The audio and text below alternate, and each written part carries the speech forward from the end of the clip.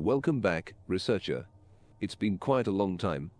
There have recently been some difficulties with the text-to-speech and editing program used to make these videos, but all has been fixed, and we can get back to making them. Today we'll be exploring level 30 of the Backrooms, known as Waves Don't Die. Let's begin.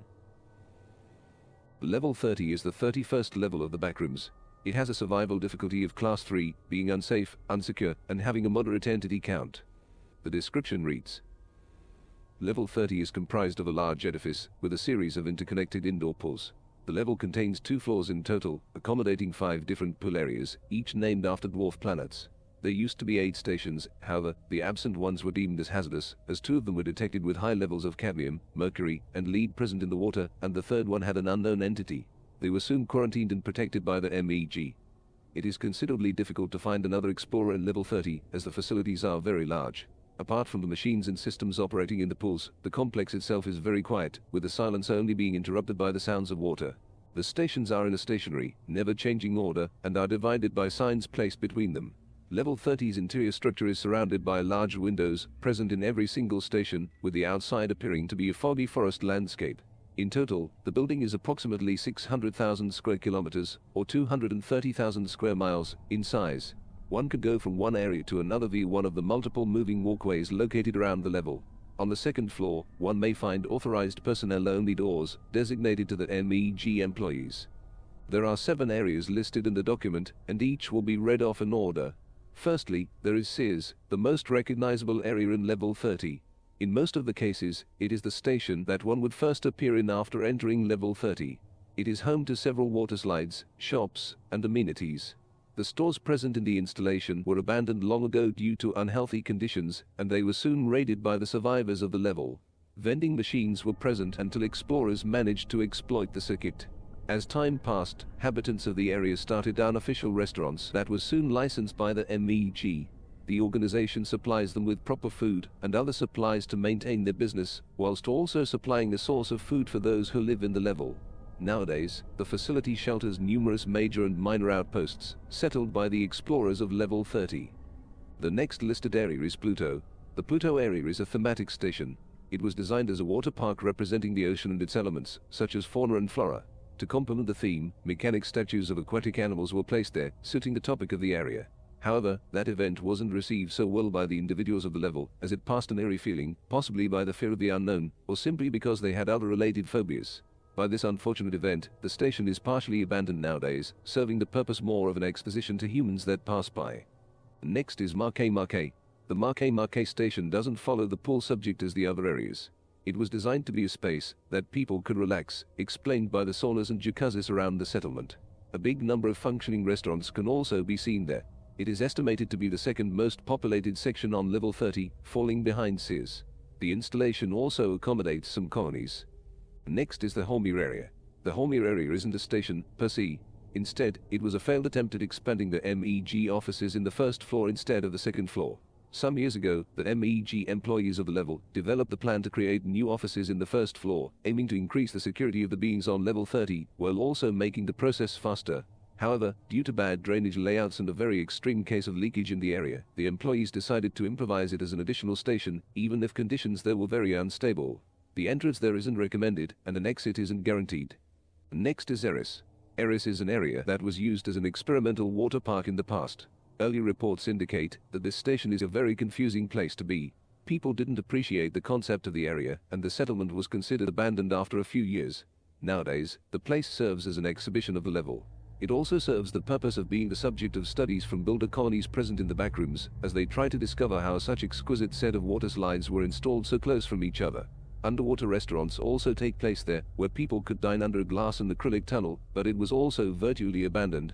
Soon after, the establishment was progressively invaded by individuals trying to obtain the food that was left there.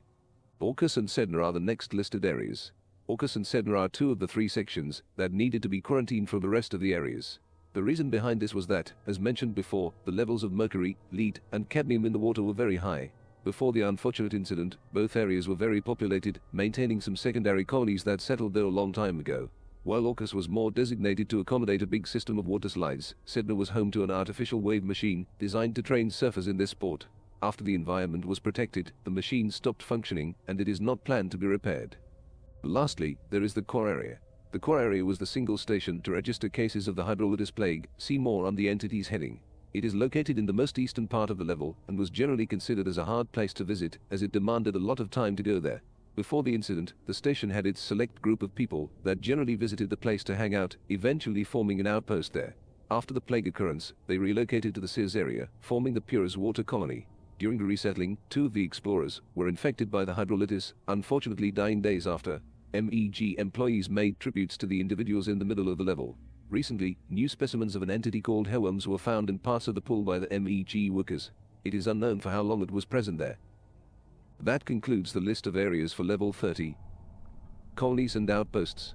Purest Water, located in the Sears station, the group has around 185 associates, composed by friendly wanderers that chose to stay in the area. They're mostly open for trades and will accept new members. The Good Life, settled in the Marque area. It is estimated that they have 95 members. This outpost was created by a progressive migration event from other areas. They are always accepting new members. Entities.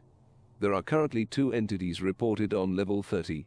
Facelings and 2 level exclusive entities. Facelings. Some specimens of child facelings can be seen outside the main building, banging on the windows, presumably wishing to enter the edifice.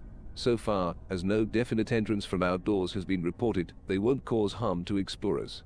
Most of them can be seen wearing proper swimwear to a pool, such as swimsuits and swim shorts. The Hydrolitis Plague. The Hydrolitis Plague is a level-exclusive entity present on level 30 that originated in the core area long ago. It can be defined as bacteria, likely spread by contact with the toxic water present on the station. The general symptoms are fever, weakness, and headache. It mainly targets the blood cells and tissue. In severe cases, it may cause internal bleeding, necrosis, pneumonia, thrombosis, coma, and death. The symptoms get progressively worse as the bacteria settles itself inside the body of the host. It can be transmitted by a direct blood-to-blood contact or airborne transmission. After the protection of the station, where it was first detected, the disease was claimed as controlled. However, employees do not intend to reopen the area soon. The log is attached at the bottom of the document. It reads, "They made us quarantine our invention.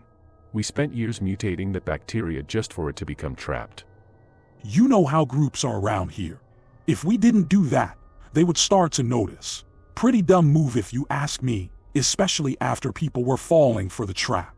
Wait, they really were? No way they can be that stupid. Yep, you know how people are. Crazy. By the way, what about that office complex? Office? You must be new around here. Yes, I am. Why do you ask? Even after I explained to you about our invention and our plan, you still think we had an accident while building the office? Really? Oh, okay. I'm understanding it now. Still, that water park now serves for reducing population and making chemical experiments with humans. Even after they're dead. Yes, it's orders from above. I can't do anything about it. You know, I think they should do even more because... The log abruptly ends there. I prefer not to think about the implications of that. This concludes the reading for level 30 of the Backrooms, written by OGominho on the Backrooms Wiki. If you enjoy these types of videos, be sure to let us know. Thank you for watching, and take care, researcher.